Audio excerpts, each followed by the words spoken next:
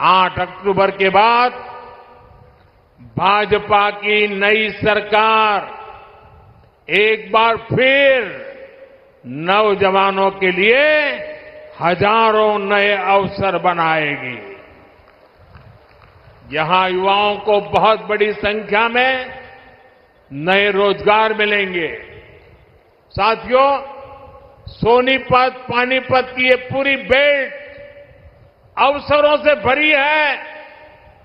यहां पर हो रहे विकास कार्य इस पूरे क्षेत्र को आधुनिक पहचान दे रहे हैं। भाजपा सरकार ने सोनीपत तक मेट्रो के विस्तार को स्वीकृति दी है। आज जिस तरह इस क्षेत्र में भाजपा ने नए हाईवे बनवाए हैं, उस मामले में तो एक क्षेत्र सबसे कनेक्टेड इलाकों में से एक बन रहा है। साथियों, हरियाणा भारत की मेडल फैक्ट्री भी है। हाल में ओलंपिक्स और पैरालंपिक्स में भारत के शानदार प्रदर्शन में हरियाणा के खिलाड़ियों की बड़ी भूमिका रही है। अब भारत में हम 2036 में 2036 में ओलंपिक कराने के लिए प्रयास कर रहे हैं। इसका फायदा हरियाणा के नौजवानों को होगा।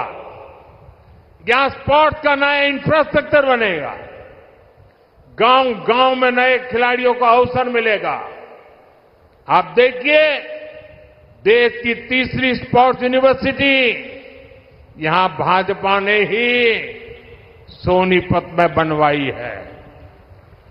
अब हरियाणा भाजपा ने घोषणा की है, हर जिले में अलग अलग ओलंपिक खेलों की नर्सरी बनाएंगे।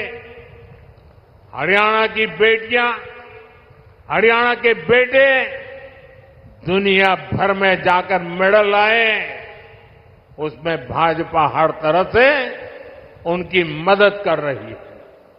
साथियों, आपके पास तो हमारे साथी मोहनलाल बड़ोली जी के रूप में हरियाणा भाजपा का अध्यक्ष है। अरविंद शर्मा जी जैसे अनुभवी जनप्रतिनिधि है, जिनको इतने साल तक केंद्र में रहने का अनुभव है। इनके रहते यहां के विकास की गति और तेज होना तय है। साथियों, सोनीपत की ये धरती उन वीर जवानों की भी धरती है, जिन्होंने हिमालय की ऊंची चोटियों पर दिन रात मातृभूमि की रक्षा की है। हरियाणा की वीर माताओं की हजारों संतानें आज बॉर्डर पर है। यहां के अनेक संतानें हैं जिन्होंने जम्मू कश्मीर में हालात को सामान्य बनाने में मदद की है। वहां आतंक और अलगाव के जख्म हरियाणा के वीर बेटों ने अपने शरीर पर खाए हैं। अब मत भूलिए, कांग्रेस की कुनीति से निकले पत्थर हरियाणा की संतानों पर फेंके जाते थे। आज जब जम्मू कश्मीर में शांतिपूर्ण मतदान होता है, तो सबसे अधिक खुशी हरियाणा की वीर माताओं को होती है। लेकिन कांग्रेस और इसके साथियों को जम्मू कश्मीर में शांति पसंद नहीं है। कांग्रेस जम्मू कश्मीर में फिर से धारा 370, आर्टिकल 370 वापस लाना चाहती है। कांग्रेस जम्मू कश्मीर में आतंक और अलगाव को फिर से हवा देना चाहती है। तुष्टीकरण के लिए कांग्रेस देश के दुश्मनों के एजेंडा को भारत में लागू करना चाहती है। ऐसी कांग्रेस को आप हरियाणा के लोग सबक सिखाएंगे, ये मुझे पूरा भरोसा है। आर्टिकल 370 को वापस लाना उन वीरों की कुर्बानी का अपमान होगा जिन्होंने जम्मू कश्मीर में आतंक के खिलाफ लड़ाई लड़ी है। साथियों, कांग्रेस ने दलितों, पिछड़ों और शोषितों के साथ भी धोखा किया है। आजकल कांग्रेस के भीतर यहां जो सिर फुटोवल हो रही है, ये पुराने पाकों का ही परिणाम है। याद कीजिए, 2014 से पहले जब यहां कांग्रेस का राज था,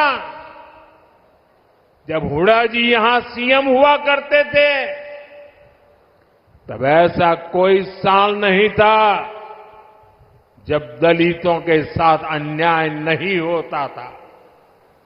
अनेक दलितों को जान से हाथ धोना पड़ा। दलित परिवारों की बहु बेटियों पर अत्याचार होते थे। हर कोई जानता था कि दलितों के खिलाफ इस घिनौने खेल को कांग्रेस ही खाद पानी देती है। और जो भी कांग्रेस की दलित विरोधी हरकत के खिलाफ बोलता है, कांग्रेस उसके खिलाफ साजिशें करने लगती है। ये आज हरियाणा का दलित समाज एक बार फिर हरियाणा के अंदर कांग्रेस का जो ड्रामा चल रहा है, उसे देख रही है। साथियों, कांग्रेस ने हमेशा ही दलित, ओबीसी और आदिवासियों को भागीदारी से वंचित रखा है। ये तो बाबा साहब आंबेडकर थे जिन्होंने दलितों को आरक्षण दिया, वरना ओबीसी की तरह दलितों को भी अपने हक के लिए कांग्रेस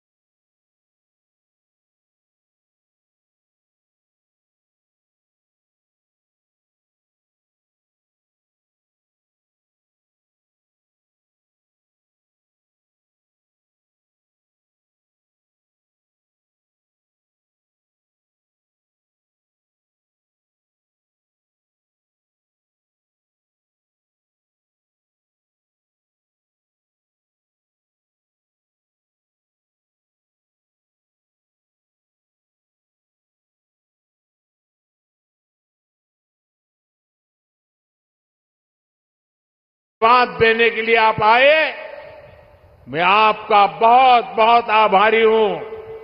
दोनों हाथ ऊपर करके पूरी ताकत से मेरे साथ बोलिए, भारत माता की, भारत माता की, भारत माता की। बहुत बहुत धन्यवाद। माता की, भारत माता की। सारे बुजुर्गों ने, भाई बहनों ने और नौजवान साथियों ने राम राम। सोनीपत की इस धरती से मैं देश के महान सपूत सर छोटू राम जी को प्रणाम करता हूं।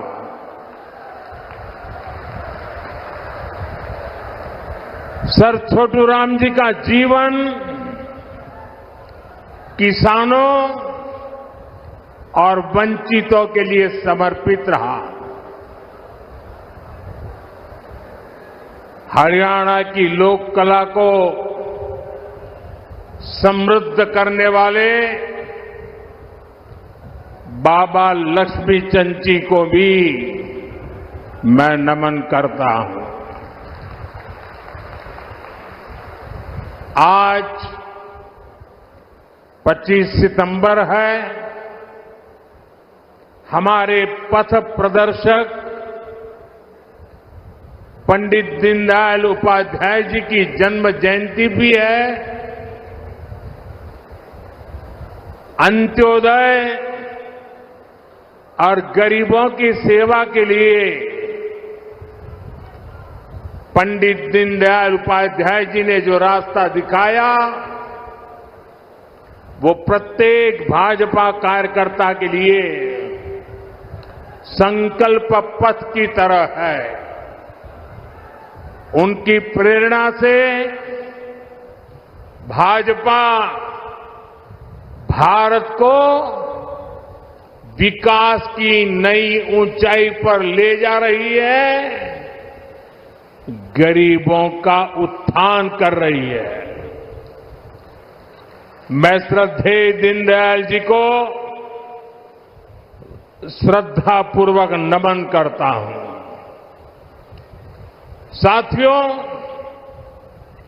जैसे जैसे वोटिंग का दिन पास आ रहा है, वैसे वैसे कांग्रेस पस्त पड़ती जा रही है।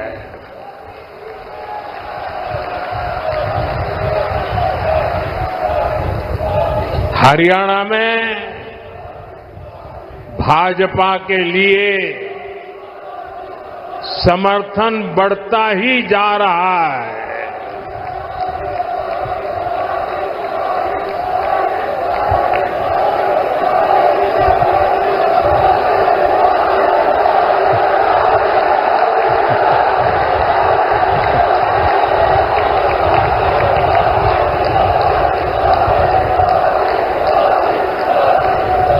आपका ये प्यार, ये अपनापन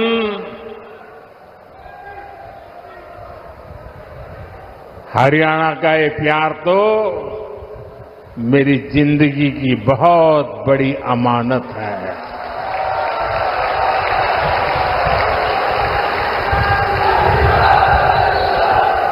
मैं बड़े गर्व के साथ कहता हूं, मैं जो कुछ भी हूं उसमें हरियाणा का भी बहुत बड़ा योगदान है। आज पूरा हरियाणा कह रहा है, फिर एक बार भाजपा सरकार, फिर एक बार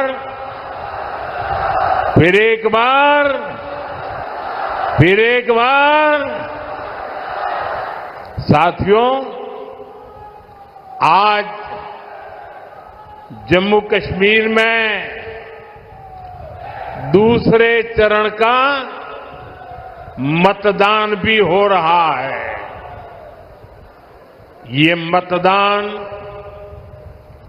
शांतिपूर्ण तरीके से चल रहा है। लोग सुबह से ही वोट डालने के लिए कतारों में लग गए हैं। पहले चरण में जिस तरह जम्मू कश्मीर में वोटिंग का रिकॉर्ड टूटा, वो भी दुनिया ने देखा है।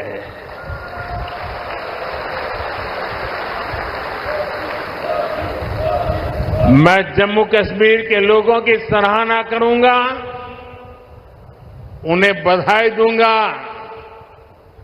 कि वो लोकतंत्र के इस पर्व में उतने उत्साह से हिस्सा ले रहे हैं। साथियों, भाजपा सरकार में हरियाणा आज खेती और उद्योग दोनों मामलों में देश के टॉप राज्यों में अपनी जगह बना रहा है। जब औद्योगिकरण बढ़ता है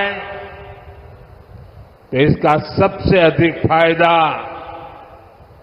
गरीब को, किसान को और दलित को होता है। बाबा साहब आंबेडकर, जिन्होंने बाबा साहब आंबेडकर को पढ़ा होगा, न पढ़ा हो तो पढ़ ले। बाबा साहब आंबेडकर मानते थे कि दलितों के सशक्तिकरण में उद्योगों की बड़ी भूमिका होती है। वो देखते थे कि गरीब के पास, दलितों के पास, वंचितों के पास पर्याप्त जमीन नहीं होती। वो जानते थे बहुत से गरीब साथी भूमिहीन होते थे, खेत मजदूरी में अपनी जिंदगी काटते थे। इसलिए बाबा साहब कहते थे कि जब फैक्ट्रियां लगती है तो दलितों, वंचितों को अवसर मिलता है। इसलिए बाबा साहब दलितों से टेक्निकल स्किल सीखने के लिए कहते थे। भाजपा की नीति निर्णयों में, भाजपा के विचारों में आपको बाबा साहब की यही सोच दिखाई देगी। दलित और वंचित समाज को उद्योगों में अवसर देकर ही सच्चा सशक्तिकरण संभव है। साथियों, आज हमारे भारत में एक और चुनौती है जिस पर सिर्फ और सिर्फ भाजपा ही बात करती है। हमारे देश में खेत का साइज भी लगातार कम हो रहा है। जैसे जैसे परिवार बढ़ता है, जमीन के टुकड़े होते हैं, जमीन बढ़ जाती है। धीरे धीरे एक छोटा टुकड़ा बच्चों के नसीब आता है। आबादी बढ़ रही है, लेकिन खेत छोटा हो रहा है। ऐसे में खेती से जुड़े सभी अर्थशास्त्री भी मानते हैं कि गांव में खेती के साथ साथ कमाई के दूसरे जरिए भी होने चाहिए। अकेली खेती पे गुजारा पूरे परिवार के लिए, और इसलिए हर मां बाप चाहता है कि एक बेटा खेती करेगा, दूसरा शहर में जाके काम करेगा। और इसलिए जब उद्योगों का विस्तार होता है तो उससे किसानों का जीवन भी बेहतर होता है। इससे किसान परिवार के बच्चों को भी अच्छी नौकरियां मिलती हैं, अच्छे अवसर मिलते हैं। और इसलिए साथियों, भाजपा खेती को भी बढ़ावा देती है, व्यापार कारोबार को भी बढ़ावा देती है। भाइयों और बहनों, कल रात को ही मैं अमेरिका से लौटा हूं। अमेरिका में मेरी मुलाकात दुनिया के बड़े बड़े नेताओं से, बड़ी बड़ी कंपनियां चलाने वालों से हुई। जिन कंपनियों के सीईओ से मैं मिला, एक एक कंपनी लाखों करोड़ रुपए के कारोबार कम करती है। मैंने उन्हें भारत के नौजवानों के टैलेंट के बारे में बताया। साथियों, पिछले 10 साल में पूरी दुनिया में भारत पर भरोसा बढ़ा है। और मैं हरियाणा के लोगों को एक बात तो जरूर बताऊंगा। कल जब मैं न्यूयॉर्क गया परसों, तो वहां स्वागत के लिए बहुत बड़ी मात्रा में भारतीय समुदाय था। लेकिन सबसे बड़ी बात वो थी कि वहां पर पूरा हरियाणा खड़ा कर दिया गया था।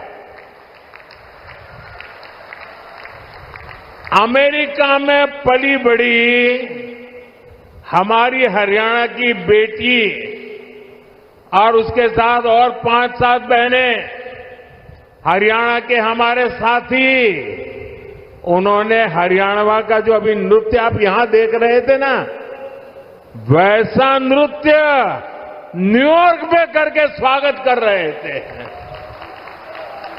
यानी हरियाणा खड़ा कर दिया था उन्होंने। साथियों,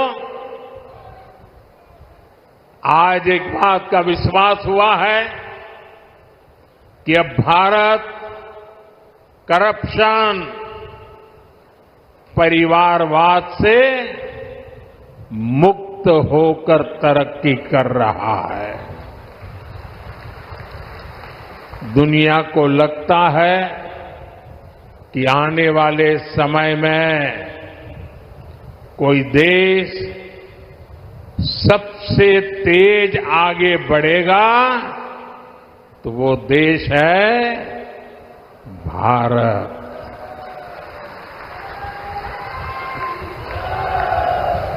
बेटे, आप बहुत बढ़िया चित्र बना के लाए हो, लेकिन ऐसे खड़े रहोगे तो थक जाओगे। आप मेरे लिए लाए हैं। चलिए, मैं मेरे एसपी जी को कहता हूं, वो आपसे वो फोटो ले लेंगे। पीछे अपना नाम पता लिख लेना, मैं आपको चिट्ठी लिखूंगा। अपना नाम पता पीछे लिख देना।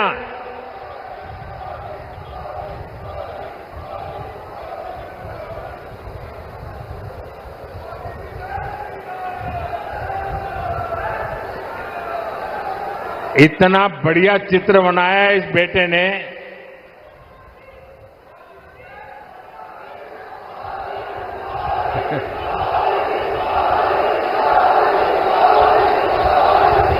साथियों, आज दुनिया की बड़ी बड़ी कंपनियां भारत में निवेश के लिए, यहां अपनी फैक्ट्रियां लगाने के लिए आतुर है। आप सोचिए, जब इतनी बड़ी कंपनियां भारत में निवेश करेगी तो इसका बहुत अधिक फायदा मेरे हरियाणा को होगा, यहां के नौजवानों को होगा, यहां के किसानों को होगा। आज हमारा ये हरियाणा गुरुग्राम, फरीदाबाद से लेकर सोनीपत, पानीपत तक दुनिया की बड़ी बड़ी कंपनियों का सेंटर बन रहा है। थैंक यू बेटा, मिल गया मुझे, मिल जाएगा, इनको दे दीजिए। हाँ, शाबाश। अब आराम से बैठो बेटा, देखिए गिरना मत। देश से निर्यात होने वाले 35% से अधिक कालीन और करीब 20% कपड़े हरियाणा में ही बनते हैं। यहां खड़खौदा में देखिए, भाजपा औद्योगिक शहर बना रही है। कोशिश यही है कि यहां के हमारे नौजवानों को ज्यादा से ज्यादा नौकरियां मिले, रोजगार मिले। हरियाणा भाजपा ने घोषणा की है कि ऐसे अनेक औद्योगिक शहर राज्य के अलग अलग हिस्सों में बनाए जाएंगे। अभी मारुति का कारखाना लगना भी यहां तय हो गया है। आने वाले समय में ऐसे कई बड़े बड़े कारखाने यहां लगने वाले हैं। साथियों, मेक इन इंडिया के 10 सालों ने भी इसमें बड़ी भूमिका निभाई है। हम मोबाइल फोन से लेकर लड़ाकू विमान और विमान वाहक पोत तक अब भारत में बना रहे हैं। बीते 3 साल में ही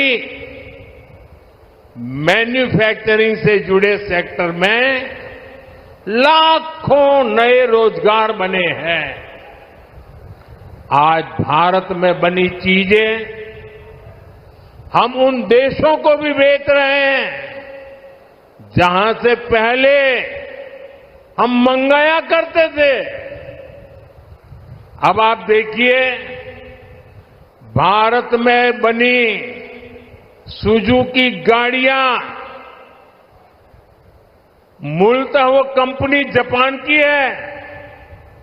सुजुकी कंपनी गाड़ी अब यहां बनाती है और जापान वाले भारत से वो गाड़ी मंगवा करते खरीदते हैं। और ये कमाल कहां होता है मालूम है? ये कमाल कहां होता है मालूम है? ये कमाल मेरी हरियाणा की धरती से होता है।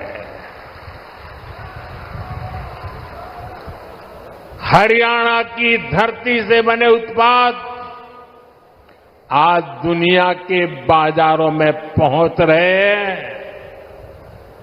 यही है नए भारत की ताकत। साथियों, अब जब दुनिया भर से लोग भारत में फैक्ट्री लगाना आना चाहते हैं, नई कंपनियां खोलने आना चाहते हैं, तो आप खुद सोचिए हरियाणा में यहां कैसी सरकार होनी चाहिए। हरियाणा में उद्योगों को बढ़ावा देने वाली भाजपा सरकार जरूरी है।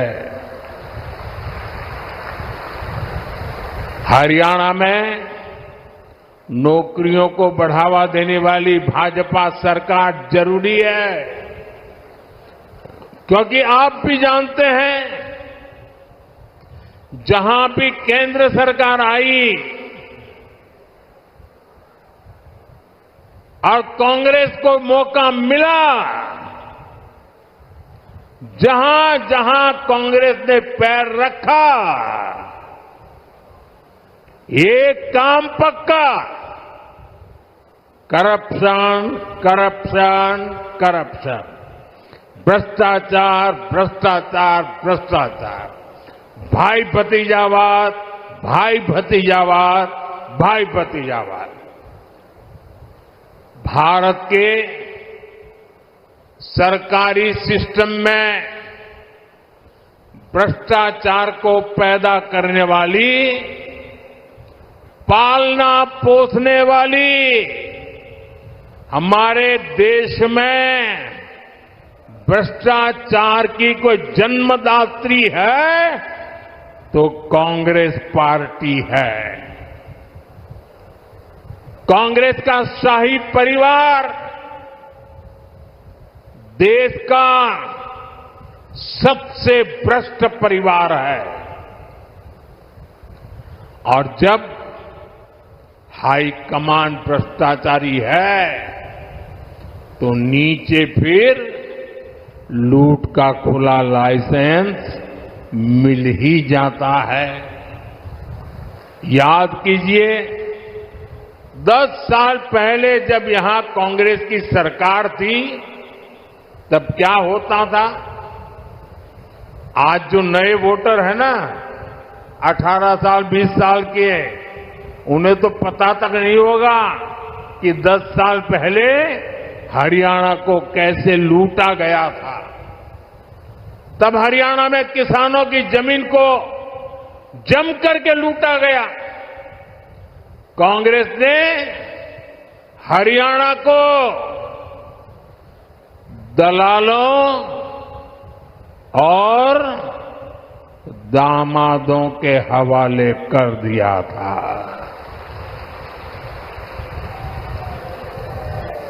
दलालों और दामादों से बचना है तो कमल ही बचाएगा।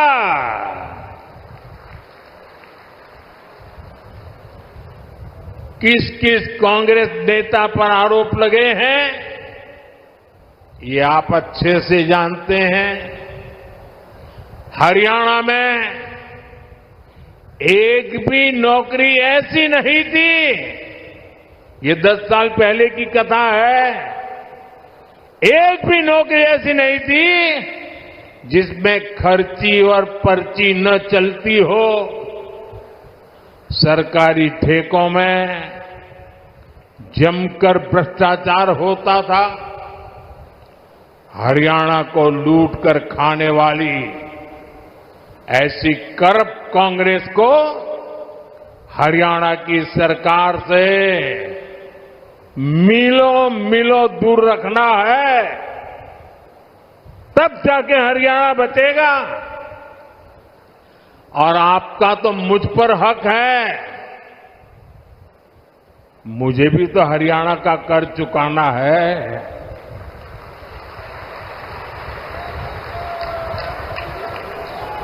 और मुझे खुशी है कि हरियाणा के लोग इतने समझदार हैं कि वो राज्य और केंद्र की ताकत क्या होती है ये जितना हरियाणा के लोग समझते हैं ना, हिंदुस्तान में और कोई उतना नहीं समझता है जितना हरियाणा वाले समझते हैं। और इसलिए हरियाणा हमेशा राज्य में वही सरकार बनाता है जिसकी दिल्ली में सरकार होती है।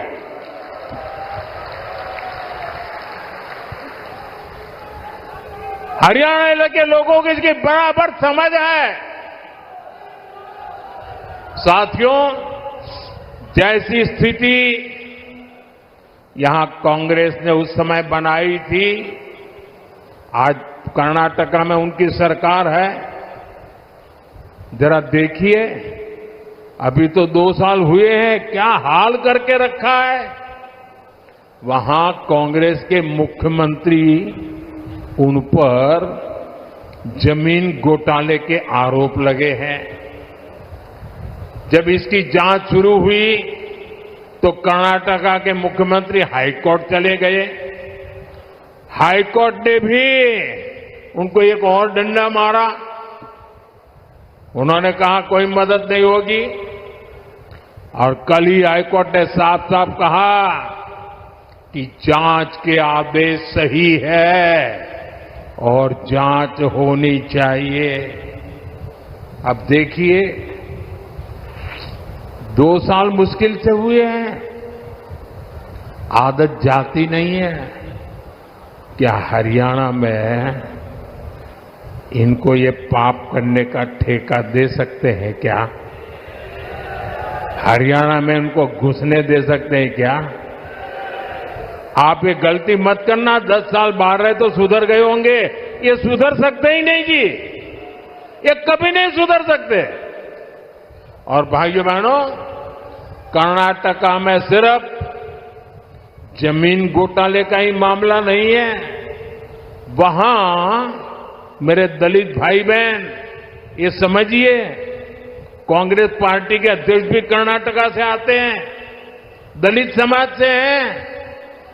कर्नाटका में दलितों के लिए जो फंड था, उसमें भी कांग्रेस ने घोटाला किया। ये वहां की कांग्रेस सरकार ने, वहां के सीएम ने विधानसभा में खुद इस बात को स्वीकार किया है। अब बताइए, जहां भ्रष्टाचार होगा,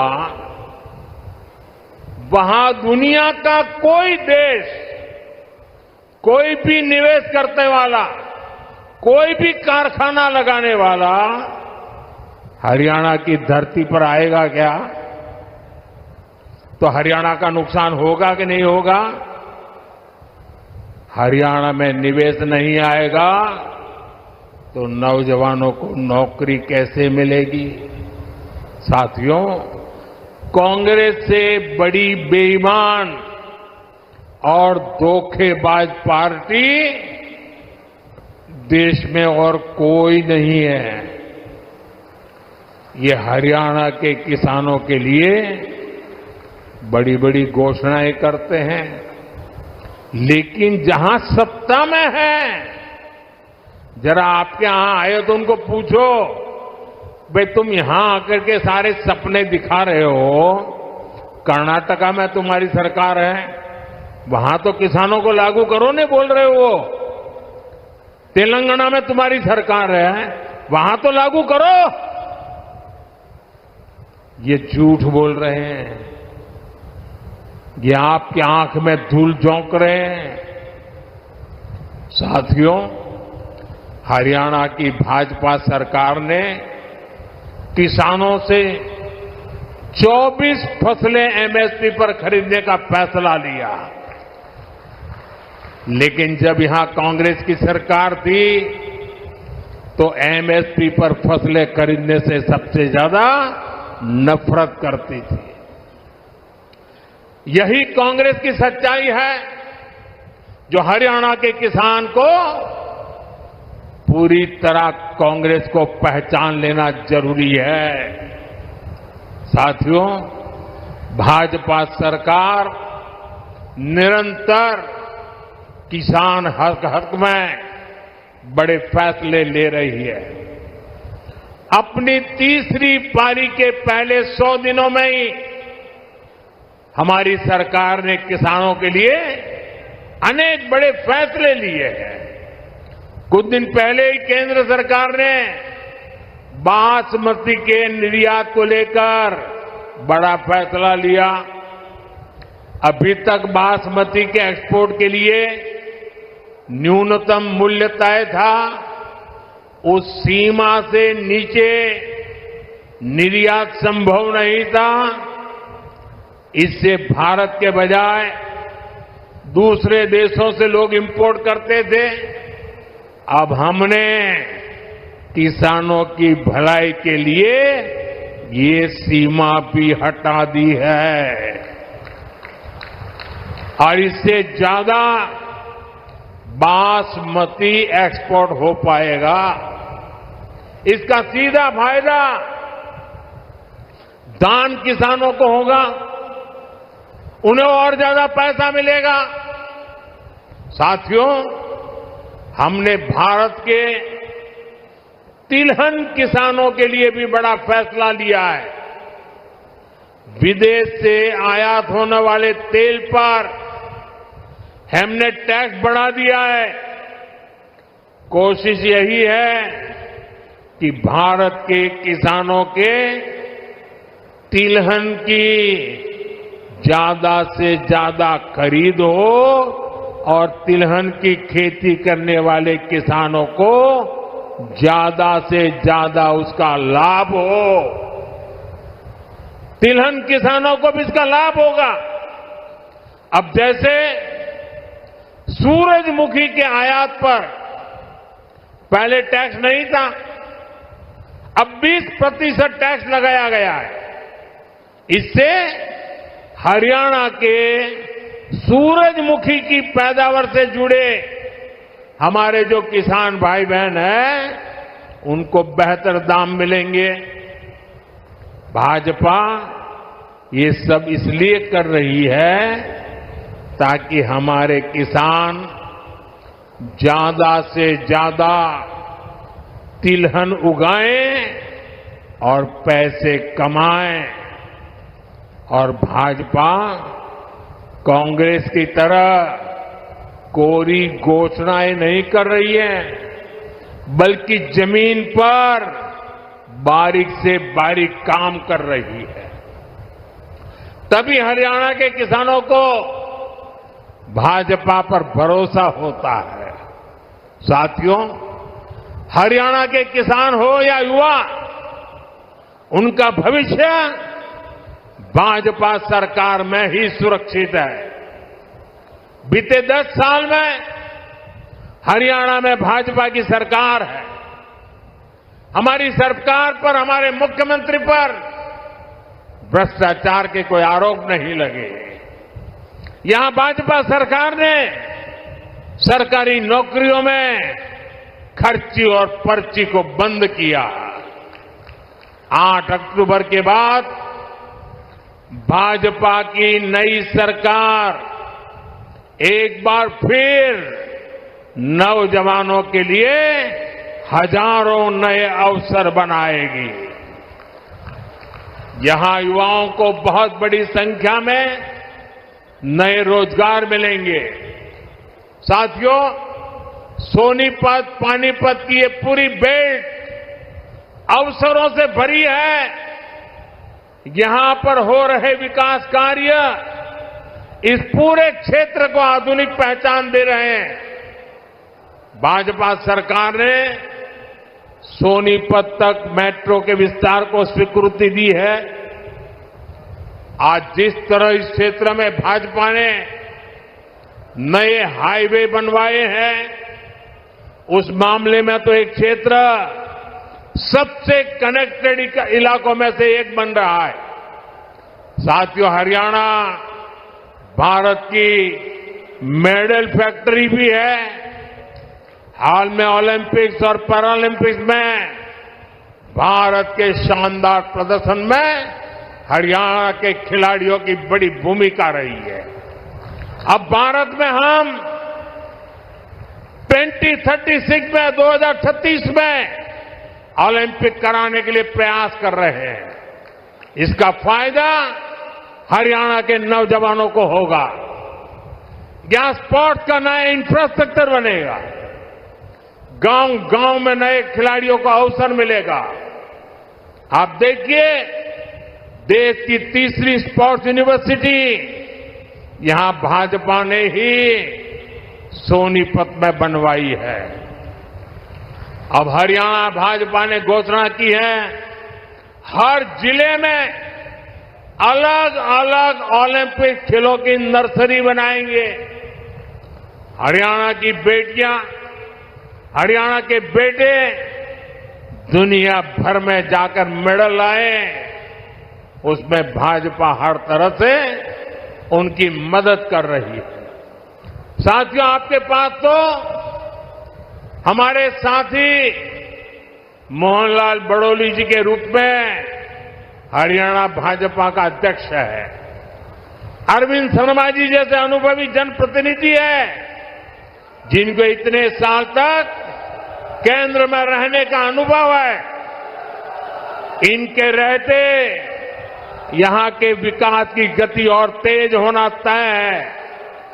साथियों, सोनीपत की ये धरती उन वीर जवानों की भी धरती है, जिन्होंने हिमालय की ऊंची चोटियों पर दिन रात मातृभूमि की रक्षा की है। हरियाणा की वीर माताओं की हजारों संतानें आज बॉर्डर पर है।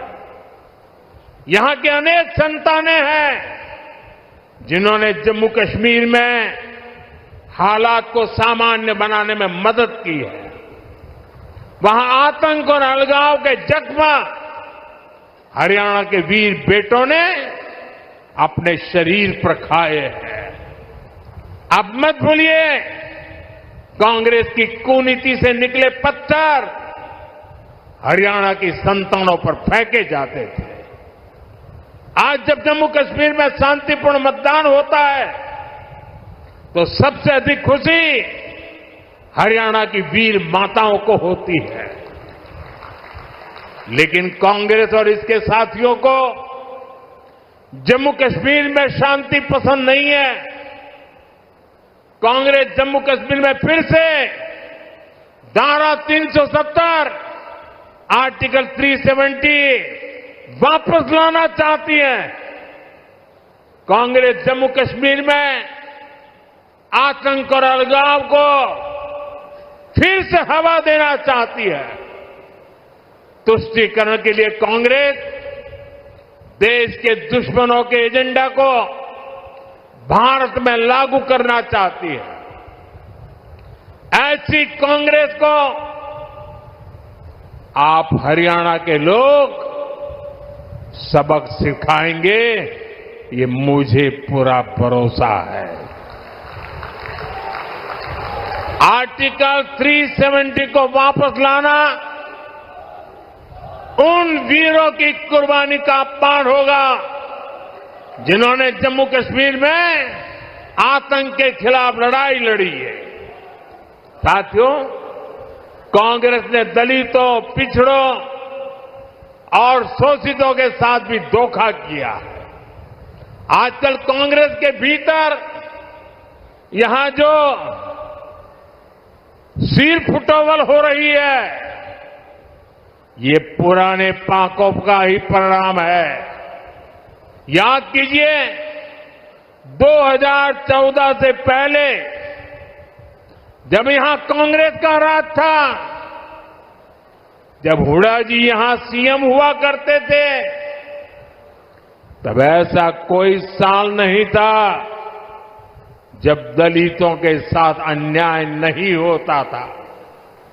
अनेक दलितों को जान से हाथ धोना पड़ा।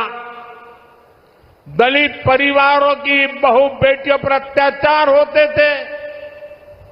हर कोई जानता था कि दलितों के खिलाफ इस घिनौने खेल को कांग्रेस ही खाद पानी देती है। और जो भी कांग्रेस की दलित विरोधी हरकत के खिलाफ बोलता है, कांग्रेस उसके खिलाफ साजिशें करने लगती है। ये आज हरियाणा का दलित समाज एक बार फिर हरियाणा के अंदर कांग्रेस का जो ड्रामा चल रहा है उसे देख रही है। साथियों, कांग्रेस ने हमेशा ही दलित, ओबीसी और आदिवासियों को भागीदारी से वंचित रखा है। ये तो बाबा साहब आंबेडकर थे जिन्होंने दलितों को आरक्षण दिया, वरना ओबीसी की तरह दलितों को भी अपने हक के लिए कांग्रेस की हार का ही इंतजार करना पड़ता। जब जब कांग्रेस सरकार से दूर रही है, तब तब गरीबों को, एससी, एसटी, ओबीसी को उनका हक मिला है, और जब जब कांग्रेस सरकार में रही है उसने दलितों, पिछड़ों का हक छीना है। कांग्रेस के शाही परिवार से जो भी प्रधानमंत्री बना उसने हमेशा आरक्षण का विरोध किया है। आरक्षण का विरोध, आरक्षण से नफरत, ये कांग्रेस के डीएनए में है। इसलिए आज भी हम देखते हैं कांग्रेस के शाही खानदान की चौथी पीढ़ी भी आरक्षण को हटाने की बात कर रही है। आपको कांग्रेस की आरक्षण विरोधी चालों से सावधान रहना है। साथियों, बीजेपी ने दलित, ओबीसी और आदिवासियों को सही मायने में भागीदारी दी है। वंचित और पिछड़े समाज के हर व्यक्ति को भाजपा ने हमेशा आगे बढ़ाया। यहां हरियाणा में देखिए, हमारे नायब सिंह सैनी जी को भाजपा ने सीएम बनाया। इतने कम समय में ही इन्होंने पूरे हरियाणा के लोगों के दिल में जगह बनाई है। आज यहां लोग कहते हैं कि यो नायब सैनी एक किसान मजदूर का बेटा से, इसके किवाड़ लोगा ताई 24 घंटे खुले रवे से। भाइयों और बहनों, कांग्रेस की सरकारों की एक और पहचान है, कांग्रेस सरकार अस्थिरता के लिए भी जानी जाती है। बीते कुछ सालों में ही जहां जहां इनकी सरकारें बनी, वहां यही दिखने को मिला है। कांग्रेस शासित हर राज्य में उनके मुख्यमंत्री और मंत्री झगड़ों में उलझे हुए हैं। उनको जनता की तकलीफ, उनके दुख दर्द से कोई लेना देना नहीं है।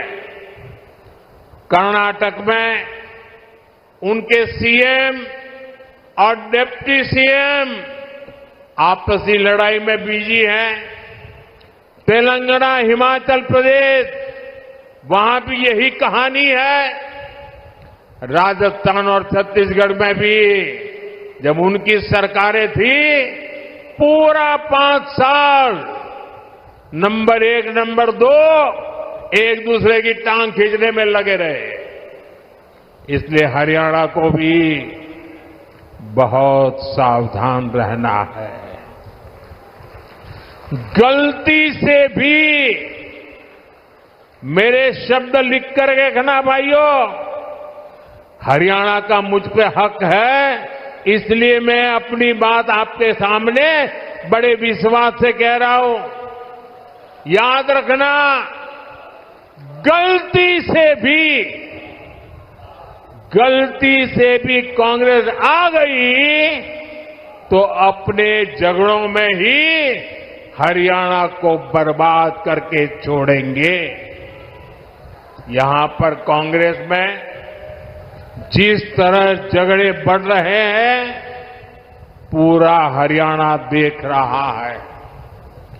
कांग्रेस को वोट देना यानी हरियाणा की स्थिरता और विकास को दांव पर लगाना है, बर्बादी के दरवाजे खोलना है। यह अस्थिरता हरियाणा में हर काम ठप कर देगी। यहां निवेश और नौकरी दोनों पर असर होगा। इसलिए आपको सिर्फ और सिर्फ कमल के निशान पर बटन दबाना है। साथियों, इस भूमि ने भगत फूल सिंह जैसे महापुरुष देश को दिए हैं, जिन्होंने तब बेटियों की शिक्षा को अपना मिशन बनाया जब बेटियों को पढ़ाना असंभव था। ये मेरा सौभाग्य है कि 2015 में पानीपत से ही मुझे बेटी बचाओ बेटी पढ़ाओ अभियान का शुभारंभ करने का अवसर मिला। कांग्रेस ने 60 साल देश पर राज किया, लेकिन उसे कभी देश की बेटियों की चिंता नहीं हुई। अगर कांग्रेस को चिंता होती तो गैस, नल से जल, बिजली, टॉयलेट, बैंक में खाते, ऐसी मूल सुविधाएं आज 60-70 साल के बाद मेरे आने के बाद मिली। मुझे संतोष है कि बेटी बचाओ बेटी पढ़ाओ से हरियाणा को फायदा हुआ। 10 साल पहले हरियाणा में 1000 बेटों पर सिर्फ 866 बेटियां थी। आज ये संख्या बढ़कर 914 हो चुकी है। आज हरियाणा की बेटियां स्पोर्ट्स में दम दिखा रही हैं। आज हरियाणा की बेटियां पुलिस और सेना में दम दिखा रही है। हमें गर्व है कि एनडीए में जो महिला कैडेट्स का जो फर्स्ट बैच था, उसमें हरियाणा की बेटी ने टॉप किया। साथियों, हरियाणा भाजपा नारी शक्ति को और सशक्त करने के लिए आगे बढ़कर काम कर रही है। हरियाणा भाजपा ने लाडो लक्ष्मी योजना के तहत हर महीने 2100 रुपये देने का वायदा किया है। गरीब परिवारों को 500 रुपये में गैस सिलेंडर देने की भी योजना जारी रहेगी।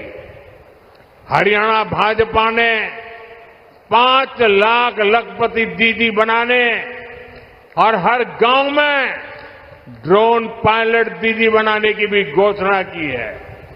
साथियों, भाजपा का संकल्प ये पक्की गारंटी होता है। भाजपा जो कहती है वो करके दिखाती है।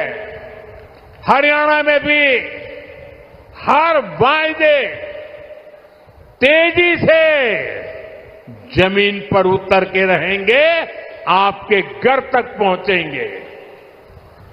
इसलिए 5 अक्टूबर को हमारे इन सभी उम्मीदवारों को भारी मतों से विजयी बनाना है।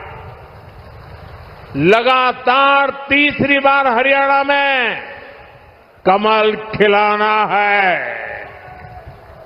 एक बार फिर इतनी बड़ी संख्या में हमें आशीर्वाद देने के लिए आप आए, मैं आपका बहुत बहुत आभारी हूं। दोनों हाथ ऊपर करके पूरी ताकत से मेरे साथ बोलिए, भारत माता की,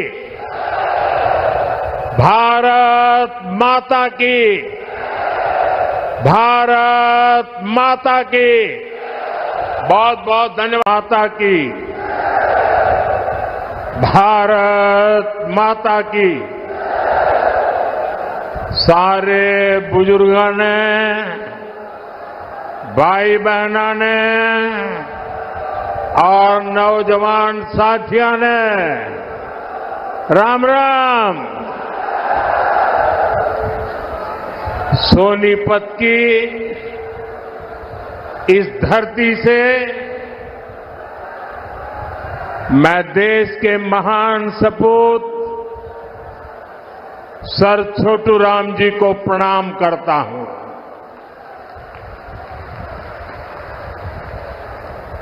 सर छोटू राम जी का जीवन किसानों और वंचितों के लिए समर्पित रहा। हरियाणा की लोक कला को समृद्ध करने वाले बाबा लक्ष्मीचंद जी को भी मैं नमन करता हूं। आज 25 सितंबर है। हमारे पथ प्रदर्शक पंडित दीनदयाल उपाध्याय जी की जन्म जयंती भी है। अंत्योदय और गरीबों की सेवा के लिए पंडित दीनदयाल उपाध्याय जी ने जो रास्ता दिखाया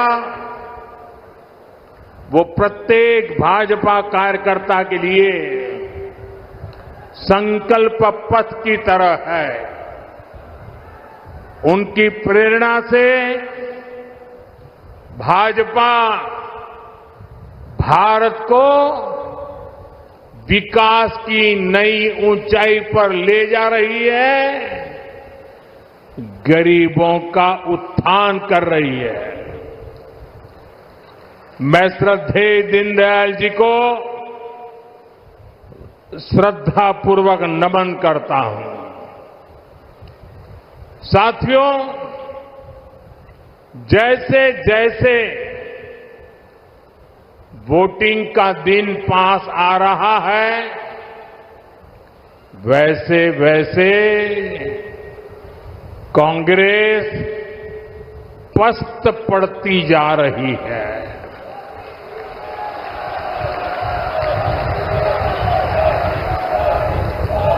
हरियाणा में भाजपा के लिए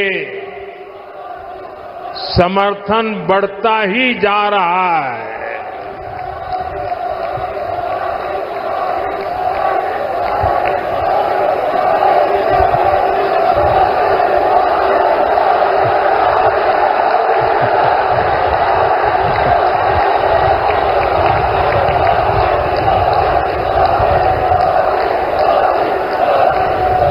आपका ये प्यार, ये अपनापन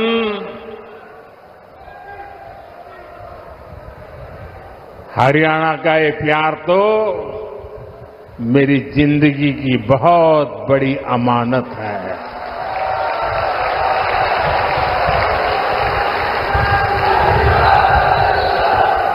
मैं बड़े गर्व के साथ कहता हूं, मैं जो कुछ भी हूं उसमें हरियाणा का भी बहुत बड़ा योगदान है।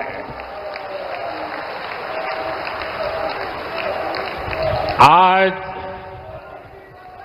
पूरा हरियाणा कह रहा है, फिर एक बार भाजपा सरकार, फिर एक बार।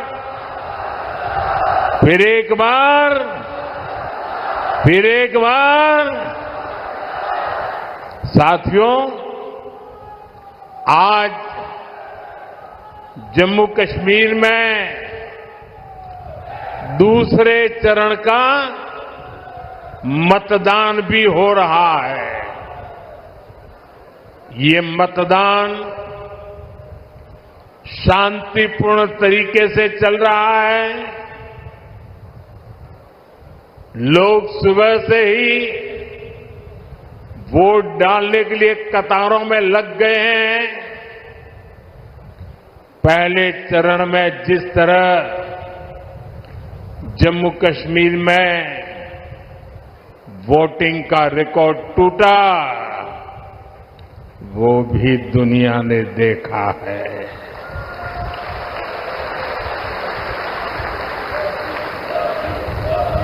मैं जम्मू कश्मीर के लोगों की सराहना करूंगा, उन्हें बधाई दूंगा कि वो लोकतंत्र के इस पर्व में उतने उत्साह से हिस्सा ले रहे हैं। साथियों, भाजपा सरकार में हरियाणा आज खेती और उद्योग दोनों मामलों में देश के टॉप राज्यों में अपनी जगह बना रहा है। जब औद्योगिकरण बढ़ता है तो इसका सबसे अधिक फायदा गरीब को, किसान को और दलित को होता है। बाबा साहब आंबेडकर, जिन्होंने बाबा साहब आंबेडकर को पढ़ा होगा, न पढ़ा हो तो पढ़ ले, बाबा साहब आंबेडकर मानते थे कि दलितों के सशक्तिकरण में उद्योगों की बड़ी भूमिका होती है। वो देखते थे कि गरीब के पास, दलितों के पास, वंचितों के पास पर्याप्त जमीन नहीं होती। वो जानते थे बहुत से गरीब साथी भूमिहीन होते थे, खेत मजदूरी में अपनी जिंदगी